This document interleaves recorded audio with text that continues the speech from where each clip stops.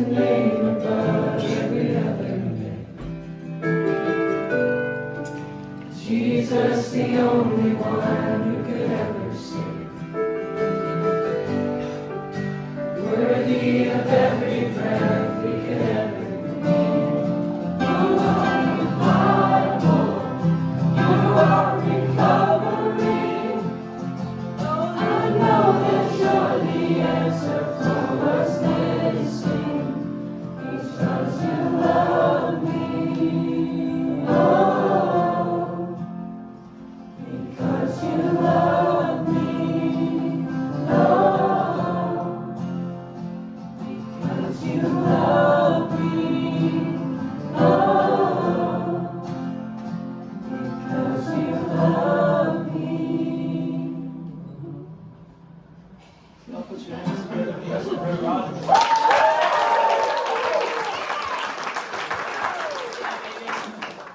Stephen called me last night at 11 o'clock and said I was talking tonight. It was awesome. You know, Stephen, there's a lot of freaking great people in this room.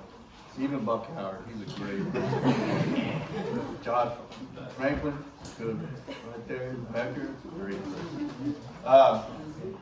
And this time last year in June, I got on a call, and I'm on Zoom calls all over the world with students, and there'll be 10 or 15 or 20 students from all over the world, from Ukraine to Africa to Singapore, and these 10 students were on this call, and everybody was dragging every call I was on. It was Zoom calls. It was terrible. I hate them.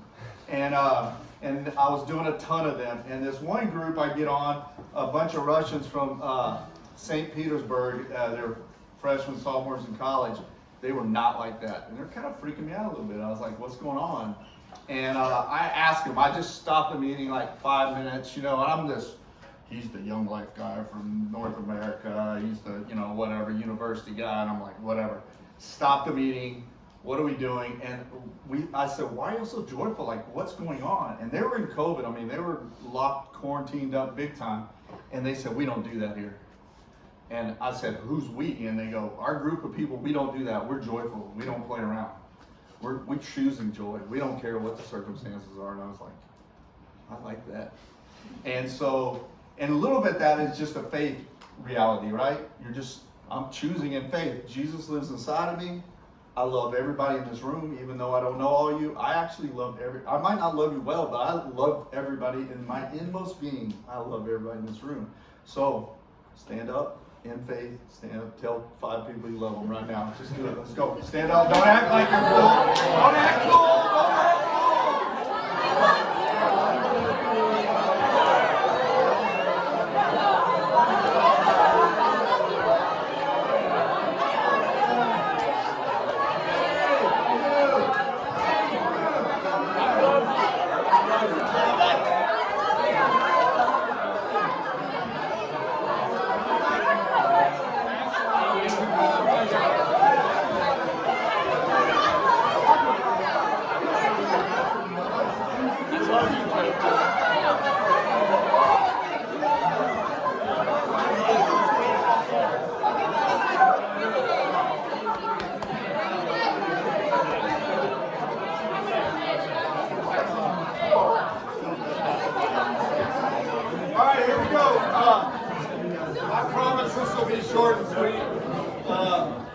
This will be short and sweet, but I want to say a couple of things. One is a little bit fits into this joy deal, and Stephen just said should chat for a few minutes, but I was at the University of Texas for the last 16 or so years, and now I get to do stuff like that all over the world, and it's so much fun. And but the cool part was I met this dude from Port Lavalle, little bitty town near Rockport, Texas, and he didn't know what Young Life, never went to Young Life.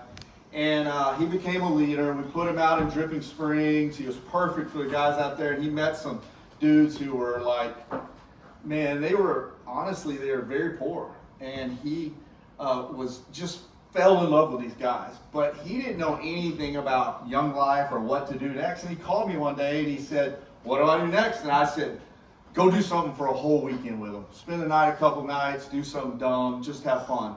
Well, his grandmother had the highest point in the city of Austin on City Park Road. Anybody know that road? So the highest point, I think, in all of Austin is the top of the city. And his grandmother owned that lot. And I said, she wasn't living there. No one was living. It was kind of like haunted house, kind of old 70s house. I said, take them there for the weekend and have a blast. He goes, piece of cake. Ask them their stories, get to know them. He picks them up and drew up these 6, 7 guys and brings them in. On the way in, none of this was my idea. He stops at Target and he tells them, hey, let's get some stuff for the weekend. And they get food and 10,000 gummy bears and all kind of crap and root beer and just junk food. And he says, they fill their carts up and they're kind of timid, you know. And he says, that's not enough. Like, go get fun stuff, like things we can play and just anything. And they kind of timidly go do it again. They go around and they start buying stuff in the cart. And I said, where'd you get this idea? He goes, right then, I don't know. I just thought this would be fun. And he keeps doing it. And 3 or 4 trips later, they're packed. They have 3 carts full. And he's like, ooh, this is going to be expensive. But he said, let's go. And he, for some reason, went for it. He told him he had the Young Life card, which he didn't. And he slides his card $590 later. And they go and they go to this house and they get in those giant trash cans like we have, and they're going down City Park Road 800 miles an hour. All these things I would tell him not to do, you know. They have this best weekend ever. So Monday, I always eat lunch with him on Mondays. And Monday I said, how did it go? He goes, the best weekend I've ever had. And I said, oh, I mean, tell me how it went. He goes, the single best weekend I've ever had. They told their stories. We cried. We didn't sleep at all. We went down the hill, I thought, several times. We had this tennis court, and we would line guys up and just throw balls at them all night. It's like typical, you know, idiots. But they had the best weekend ever. Well, he said, honestly, some of these guys don't have much of Christmas. They don't have much of anything. To them, it was the greatest Christmas ever. And he just went on, and I said, what an act of generosity. I said, do you need a little money for that? And he goes, no, I don't want $1 taken away from the joy that I had of that. He goes, it was so good. And it wasn't about the money. It was about him just thinking about these, you know, guys and having fun with them. Well, can you imagine being in a field with a bunch of people from small towns? 200 people, 300 people, 500 people, and there'd be 10,000 people there. And a man stand up in front of you and say, hey, y'all want to know what heaven's like? Let me tell you what heaven's like. Can you fathom that being said? Heaven is like this. Matter of fact, the kingdom of heaven is like this. If you'll just read a little bit, Jesus talks about heaven and what it's going to be like over, over, and over. And this man named Jesus was standing in front of these people, and he says, hey, let me tell you what heaven's like. Melissa, let me tell you what heaven's like. And he says, it's like this man who owned this vineyard. And this vineyard is beautiful, is amazing. And he goes out early in the morning and he hires some guys. And he says, I'll pay you a denarii. Some kind of role. I have no idea how much that was worth, but it was a denarii, all right? And so he says, I'll pay you a denarii per day. It's an honest day's wage. And it literally says that in there. And then he says, he goes out at 9 o'clock and he sees some guys standing around. They're doing nothing. He goes, y'all go work and I'll pay you what's right. That's his next line. He says, I'll pay you what's right for the day. So they go work. What else happens? Noon, 3 o'clock. Guys still standing around. Gets more and he comes and more come. More and more come. And they start working in this beautiful vineyard and they work for him. And listen to what it says here. It's pretty dang cool. It says this. He said to them, you go and work in my vineyard. Then he went out about noon, went out in the afternoon. At 5 in the afternoon, almost the end of the day, he went out and still found others standing around. So these dudes didn't work all day, standing around. And he says, why have you been standing around all day? Because no one has hired us. They're waiting, right?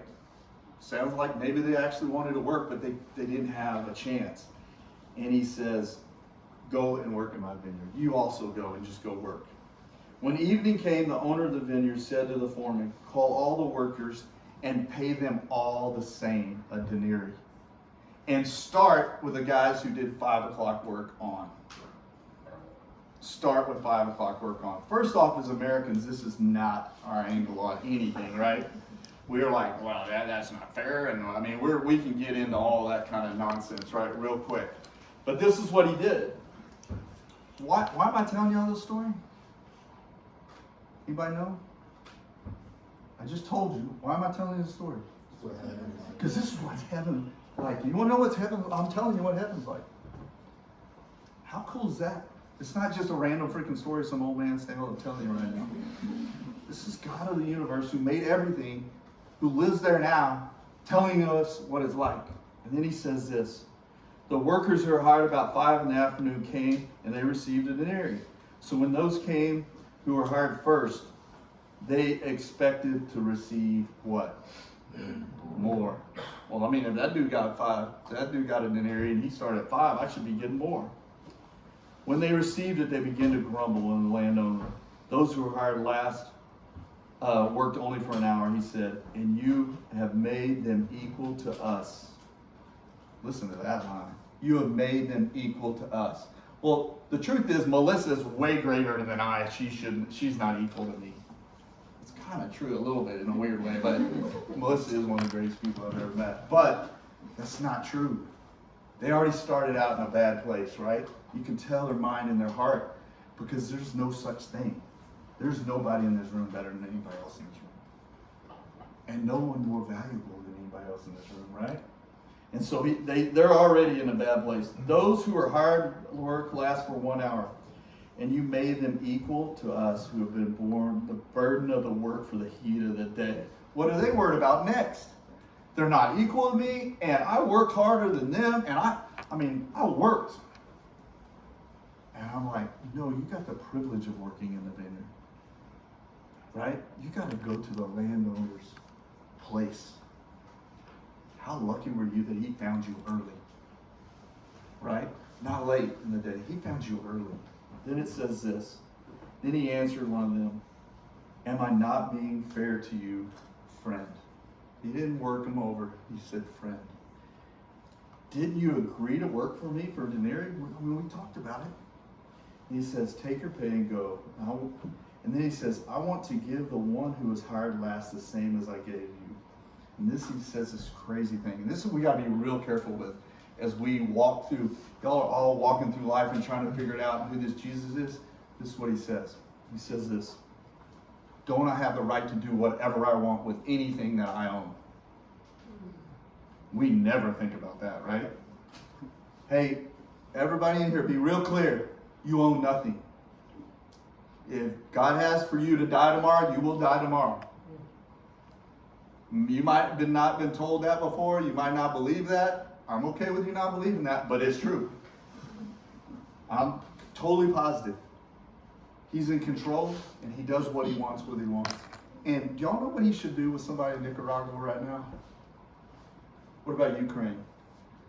Well, I'm on calls, and they're asking me, hey, how should we do this? And I'm like, I don't know what to do with somebody in Nicaragua. Why? Because I'm not there. And I'm begging them to ask God to know because they're there and they're loving those people. And I said, tell me how I can help you love those people that you know how to love because I'm not even there. But see, the difference is God knows everyone and he knows how to love each and every one of us. Right? And I'll get to that in a second. And then he says this, don't I have the right to do what I want with my own money? And then he says this, by the way, that'd be a terrible thing to say.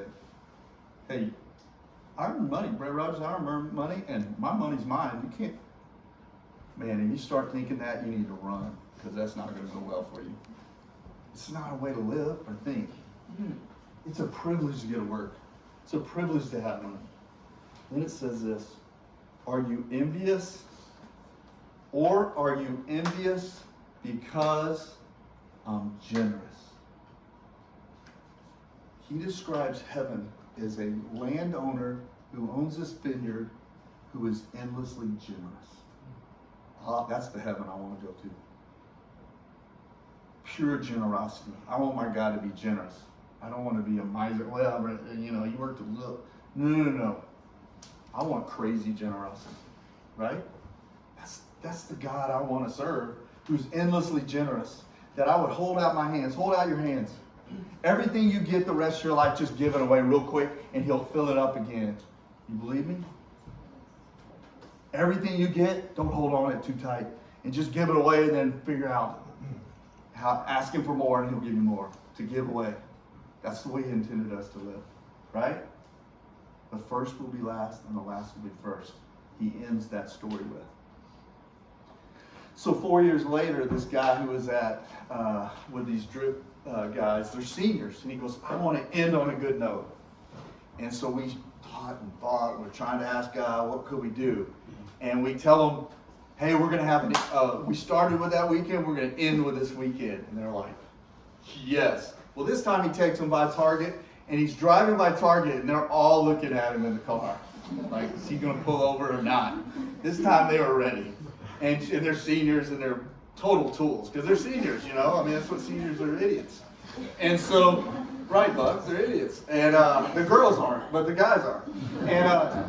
And they're looking at him. He pulls into Target, and the guys are like insane in the car. They're like shoving each other insane in the car. So he pulls in, and he says, let's go, boys. Let's load them up. Let's load the cars up. This time, he's like, we're going to get arrested, because they got these cars, and we're like running up and down, screaming, and it was pure chaos. And he said it was so fun to watch, and I was like, why did you call me? And I was so mad I didn't see it.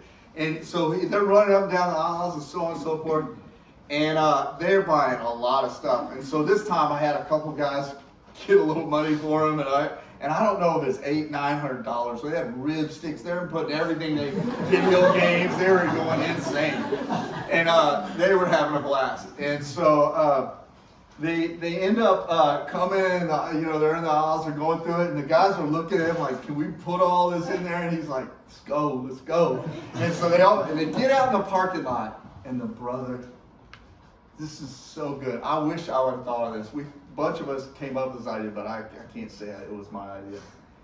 He said, guys, we're going to take this. I called a children's home in town, and we're going to go play with him all weekend with this stuff. And he said it was 50 times better than the first time. He said, I thought that was the best weekend of my life. It was exponentially better. And he went from taking these guys, and this is where I am begging you the rest of your life on Sunday, every day the rest of your life on Sundays, to wait, sit, think for 15 minutes. How can I do this Target story? Is figure out how you can bless people. Because what shifted in these guys is they thought the best thing is when I get it, right? And it shifted from that to, I get to bless someone else. And when your life shifts that way, what'll happen is you'll get to enjoy it. You'll get to enjoy it. You'll enjoy it with the people you're blessing. And the first will be last, right? Whoever gives receives. It says in Galatians, we have been set free to be generous. Our God is a generous God. It says freely God has given to every one of us in this room. Freely go give. Simple. Very difficult, because we all obsess and think about ourselves all day long. And he's saying, no, I'm going to take that heart that you have and learn about your sorry self all day, and I'm going to turn it into someone who's infinitely generous. And I've never regretted it. I get the privilege of abusing Buck Howard my whole life, because he was a freshman in college in my small group. And that just means I'm old. But Buck was a dumpster fire. He was a freshman. He was in a fraternity, didn't know what he was doing. And I will tell you, I've watched Buck learn this. And I will tell you, Buck is the richest person in the room. Lane is the richest person in the room. I'm telling you, Melissa's the richest person in the room. Zach, my son, is the richest person in the room. If you eliminated me, if I walk out, because I am the richest person. I'm by far the richest person in this room. Buck thinks he's closing in. He's not closing. Because I've received so much. People say, Brett, you give. No. That's not the way it works. It's a paradox. It's an upside down world with God. And he is calling us to be generous and love each other and have a blast and be joyful, even in the hard moments, right? Even in the hard moments, maybe sometimes those are the best moments to care for someone, right? And be generous. And be generous. And so, let me tell you what heaven is like. It's like a landowner who goes out and he pays all of them the same. Why? Because he's not worried about the money. He's not worried about any of that stuff. He loves his people. And he loves you. And he wants great things for you. And he wants you to be people of generosity because he made you to be that. He created you. He's infinitely generous, right? He created everything that we get to experience. Everything. So that's my hope for you all night, that every Sunday the rest of your life you're thinking of how I can be a Target story. Even if it's one little thing during the week or 45 little things during the week. It doesn't have to be $800 worth of crap in a cart. It can be just little things. And so that's my hope for you all night. Let me pray for us. Jesus, we thank you that you came so we could know what you're like. We thank you that you're perfect. We thank you that you're infinitely generous, even to the point of dying for us. We thank you that you're going to take each one of our hearts, and your desire is to take each one of our hearts and to let us be a blessing, to let us be infinitely generous, for us to believe that you will take care of us, and in the midst of that, to freely give. Just freely give, no agenda, no expecting anything in return. I just thank you for Stephen wanting to gather people together, and we just love you. We pray for a great summer. That is just a cool summer where a lot of people start new worlds and new lives. And just pray that they be blessing to their families and speak blessing to their families. And we just love you so much. In Jesus' name, amen. Amen. Thanks, guys.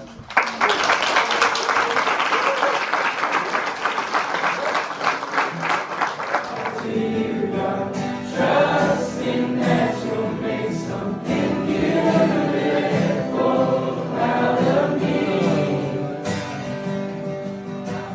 Climb this mountain with my hands wide open. I will climb this mountain with my hands wide open. I will climb this mountain with my hands wide open. I will climb this mountain with